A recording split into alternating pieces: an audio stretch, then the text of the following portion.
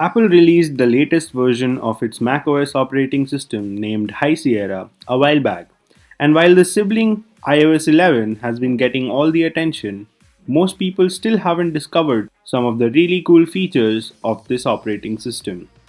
Hello everyone, this is Prateek, and in this video, we'll uncover some of the lesser known, still pretty cool features that macOS High Sierra has to offer. So without further ado, let's get started.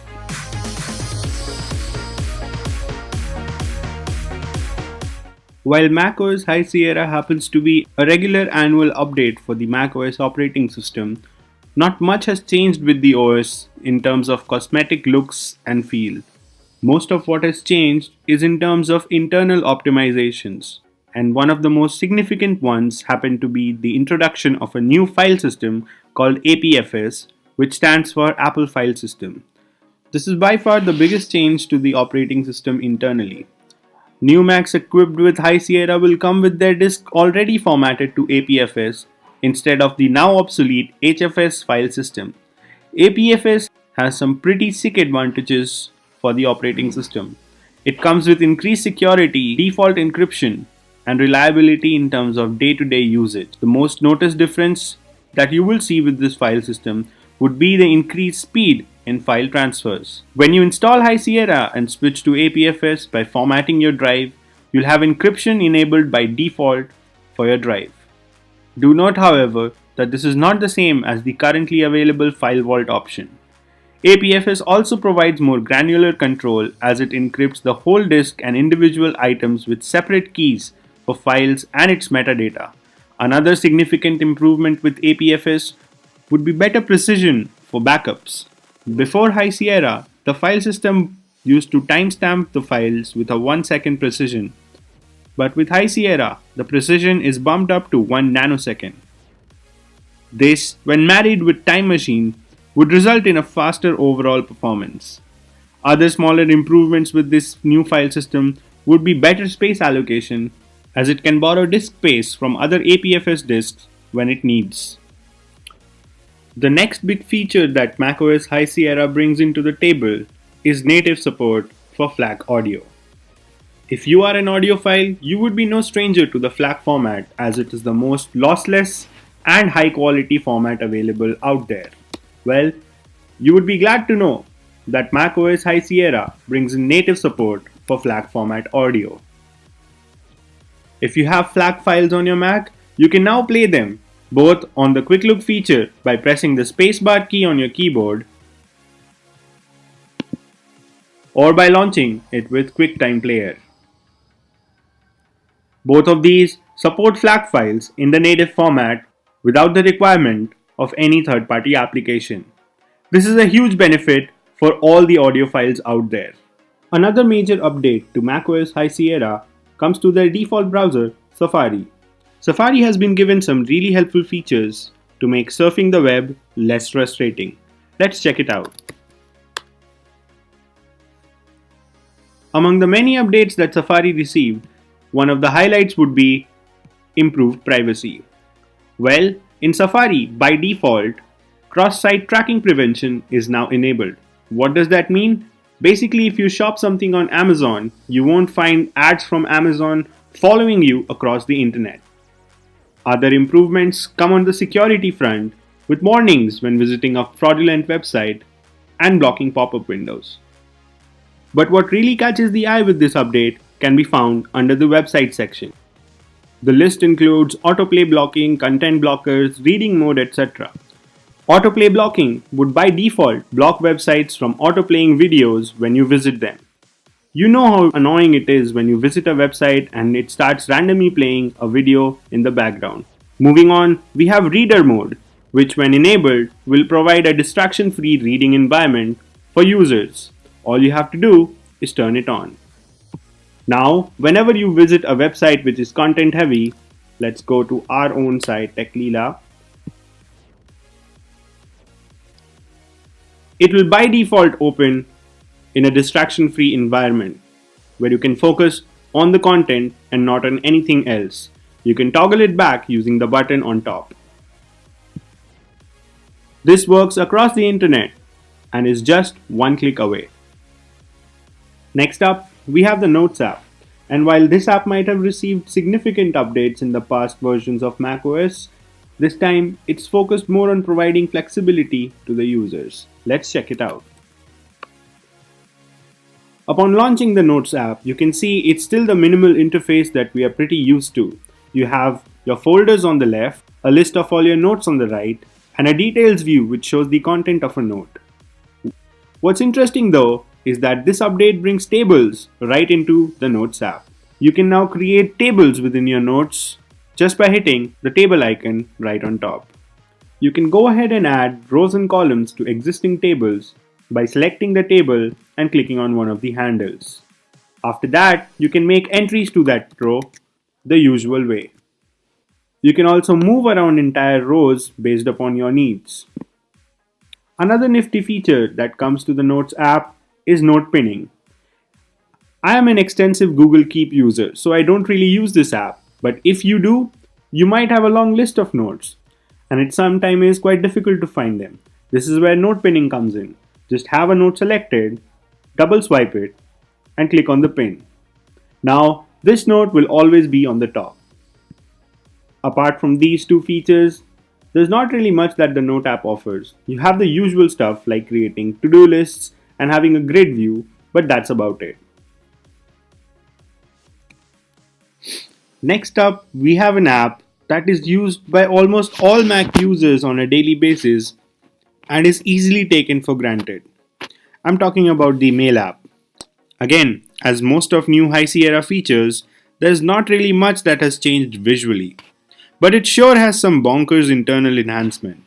For example, the new Mail app now takes up 35% less space compared to the older version.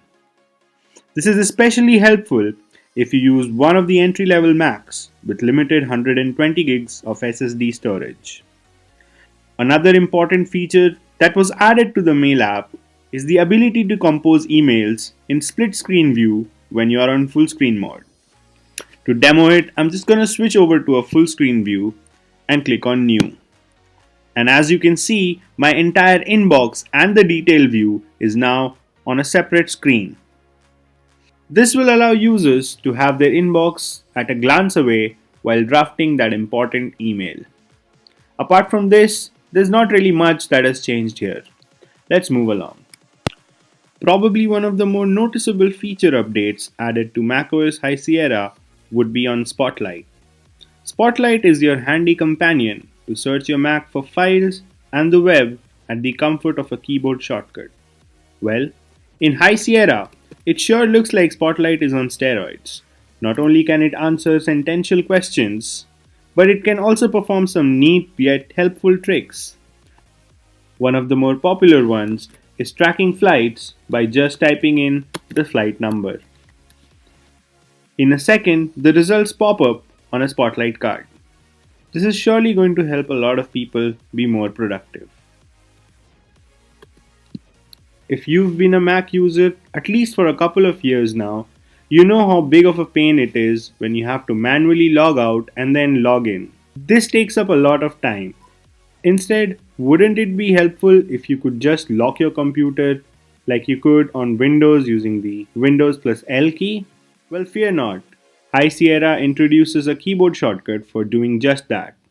If you go ahead on the top left corner and hit the Apple logo, you'll now see an option for locking the screen, and the keyboard shortcut for that is Control-Command-Q. I'm not going to do that right now because it's going to interrupt the screen recording, but you basically get the hang of it. Probably the largest number of features that were added to any application on macOS High Sierra is the Photos app.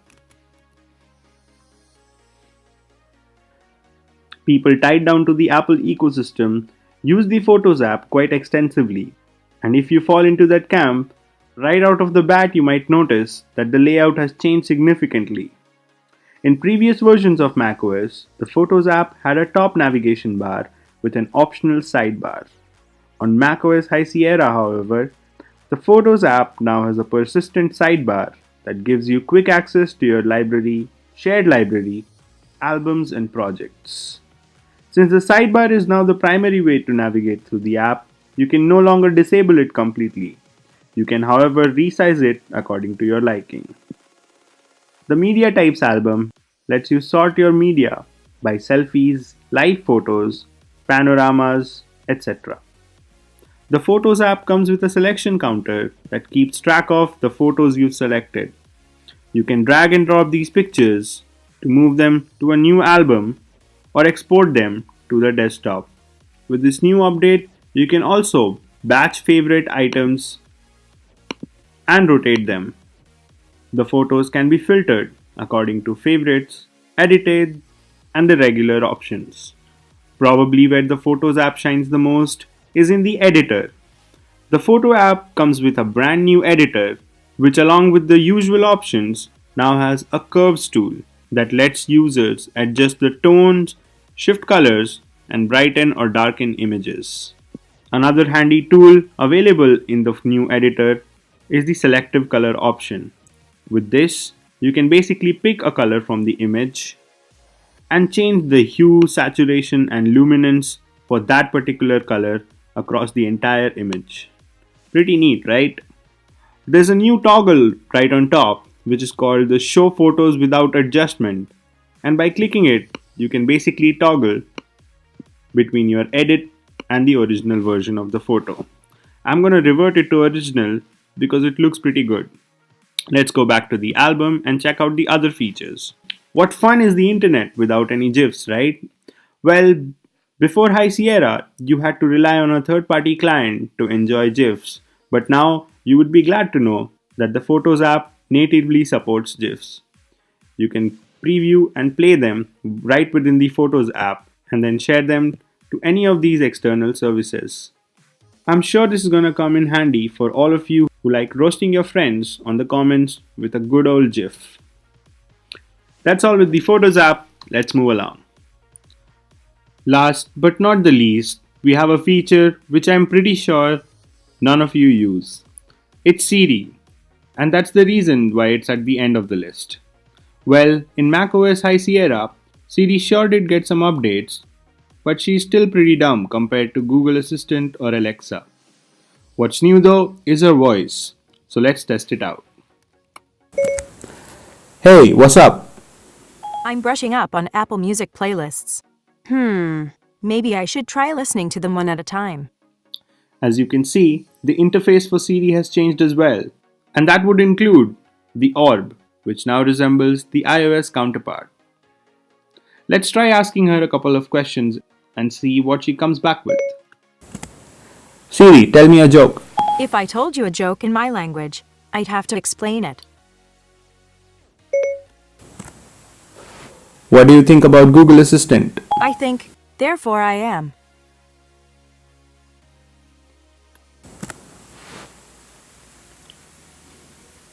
Add milk to my shopping list. You don't have a shopping list. Shall I create one? One sec. Okay, I added it to your shopping list. Play some Linkin Park.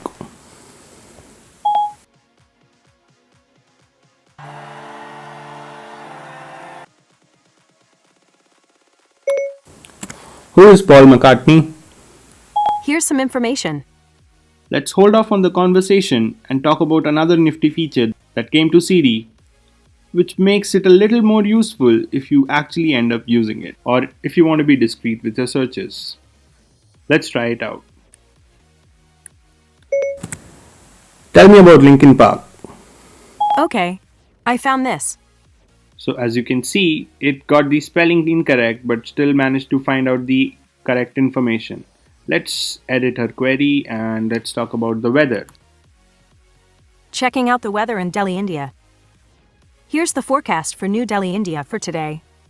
Sure, these features might be helpful, but Siri is still a long way from being as helpful as the Google Assistant. Well, that would be all for this video. Make sure you subscribe to the channel so that you do not miss out on any of our content. If you liked this video, make sure to throw in a thumbs up. Until next time, this is me Prateek signing off.